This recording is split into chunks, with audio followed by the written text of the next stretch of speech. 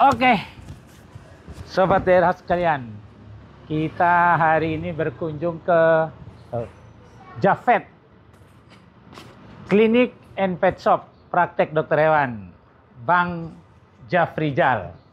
Namanya Jafet. Ini lokasi di Palembang, Kota Palembang, Sumatera Selatan. Assalamualaikum. Dokter hewan Jafrizal, MSI ya. Hai. Jadi ini dokter Maria ini dari Universitas Undana. Oh, Nusa Cendana. Jadi kita punya dokter hewan dari IPB, dari UGM, dari Cendana, dari Hasanuddin. Berarti banyak keragamannya di sini ya. Ada dari Siakuala ya. Jadi macam-macam. Jadi kita kliniknya namanya klinik Bhinneka Tunggal Ika. Ada juga ya klinik Bhinneka Tunggal Ika ya. Tapi kira-kira pasiennya Bhinneka juga enggak ya? Iya, Bhinneka juga. Di sini pasiennya apa yang banyak?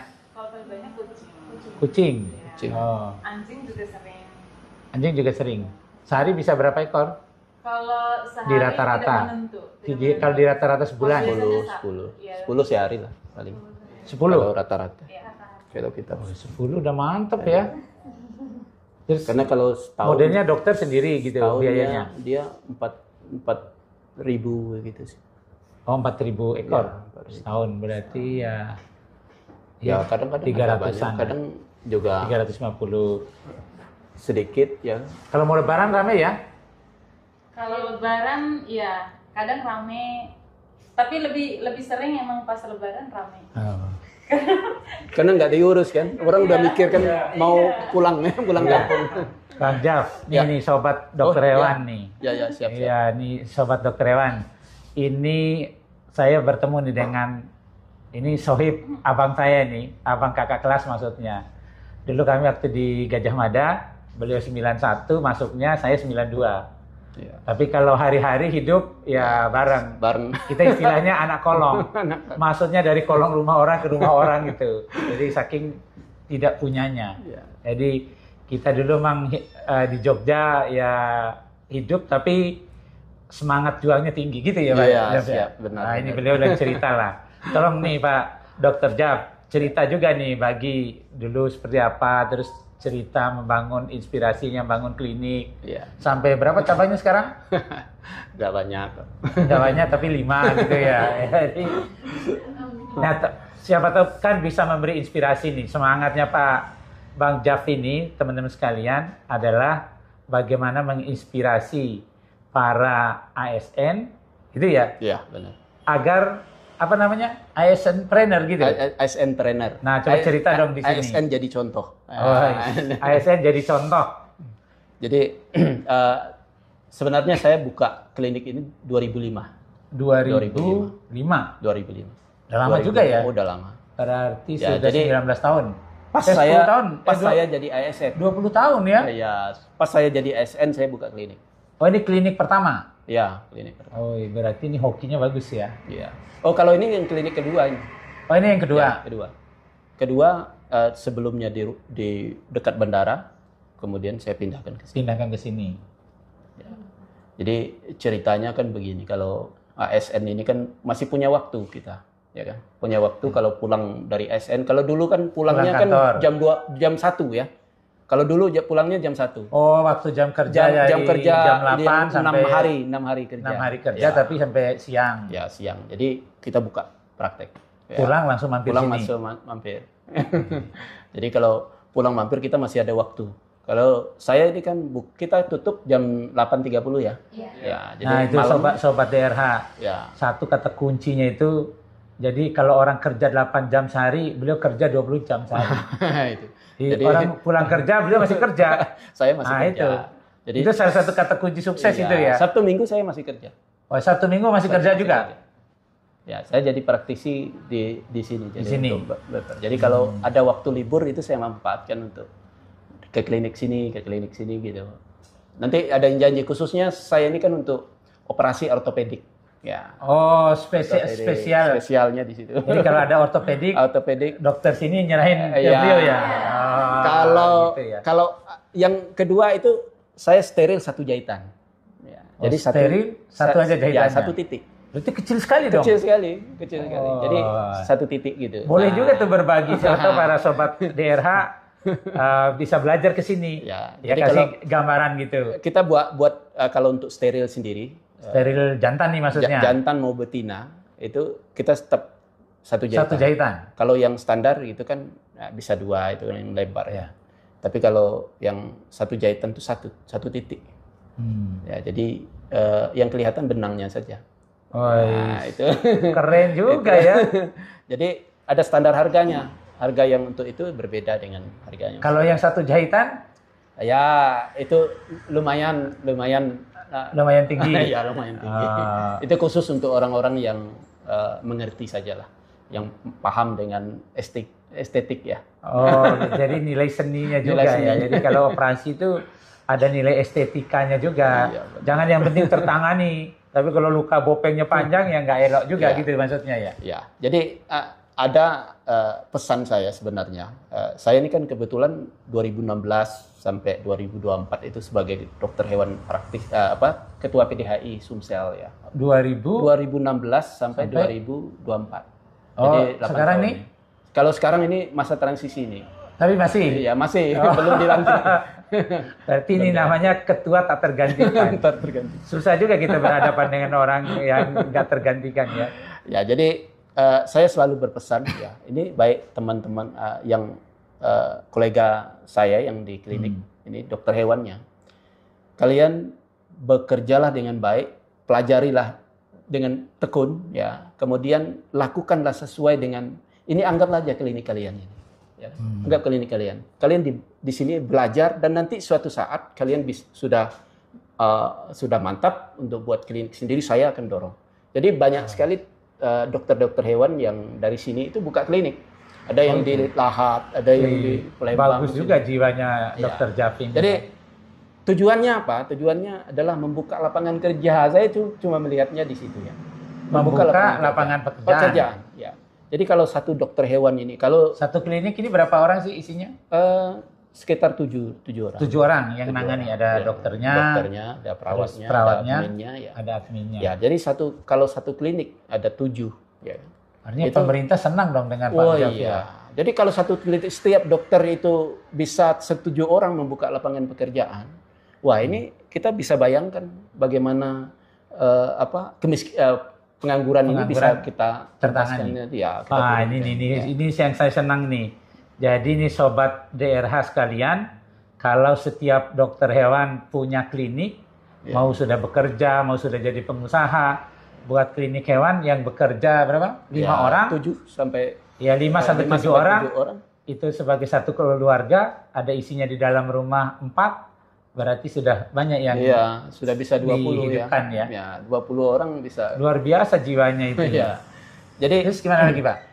Jadi begini, khususnya ASN ini. ASN ini kan masih punya waktu ya. Kalau dia tidak punya skill untuk menangani, kan masih ada kolega-kolega yang punya skill untuk bisa bekerja pada saat dia tidak punya waktu. Ya.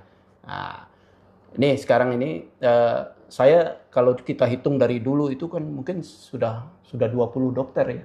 Ya, jadi yang keluar dari sini, yang di Palembang saja ini. Ini keluar tamat atau gimana nih maksudnya? Bukan, keluar itu sudah mapan. Oh iya, udah tamat, sudah lulus. Sudah lulus, dia buka sendiri. Nah, di sini di Palembang sini aja ada sekitar 4 dokter yang dari alumni sini. Saya dulu praktek di sini, diajarin sama beliau, sudah mahir, buka sendiri gitu ya. Nah, dia sendiri kalau masih tetap di sini kan ya, orang yang bisa bekerja itu kan cuma segitu aja lapangan kerja. Tapi kalau dia keluar sini bentuk klinik baru, dia akan buka lapangan baru kan. Ya, ini tips bagus ini bagi kita semua lah. Jadi kalau kita semua merasa bagaimana membangun usaha begitu, supaya banyak orang lagi yang bisa menikmati usaha itu atau yang hidup dari usaha itu. Wah, ini tapi yang perlu nih Bang Jaf nih, Pak Dokter Jaf, yang perlu diceritakan ke teman-teman ini, Dokter Jaf ini kan ASN ya, terus bisa punya klinik banyak gitu.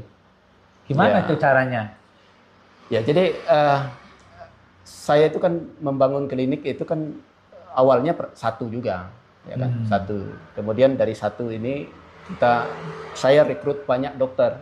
Jadi ada setiap dokter yang baru yang melamar itu saya terima. Oh, ya kan? Jadi di sini tidak pernah menolak gitu ya? Tidak pernah menolak. Saya nggak pernah menseleksi dokter ini sesuai kamu ujiannya nggak pernah. Saya lihat portofolionya saja. Ya, berarti dia butuh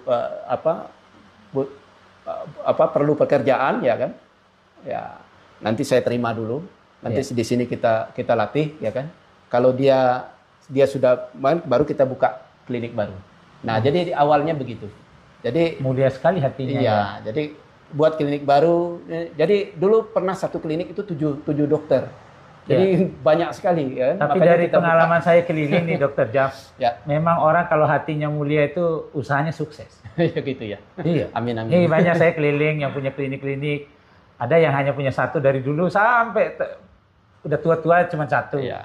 Tapi ada yang punyanya banyak seperti Dokter Jaf gini, karena tadi semangatnya ingin berbagi. Iya. Jadi lebih banyak orang yang bekerja. Jangan takut.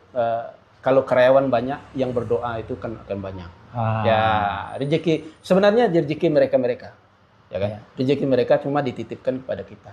Gitu, ya kan? Jadi kita panggilnya setiap orang itu membawa rezeki. Gitu ya. Setiap orang itu membawa rezeki, jangan sampai kita Tuhan salah gitu ya. Jangan salah. Jadi jadi semakin banyak kita terima, ya semakin banyak juga rezeki yang dititipkan ke kita. Nah, ini kalau beliau begitu bicaranya itu kalau saya sih nggak kaget, karena beliau dulu waktu kuliah begitu, jadi aktif dari masjid ke masjid, itu aktivitasnya, itu artinya itulah yang membimbing tadi ya, keikhlasan hatinya, mulia, bangun orang, ngajak untuk bekerja.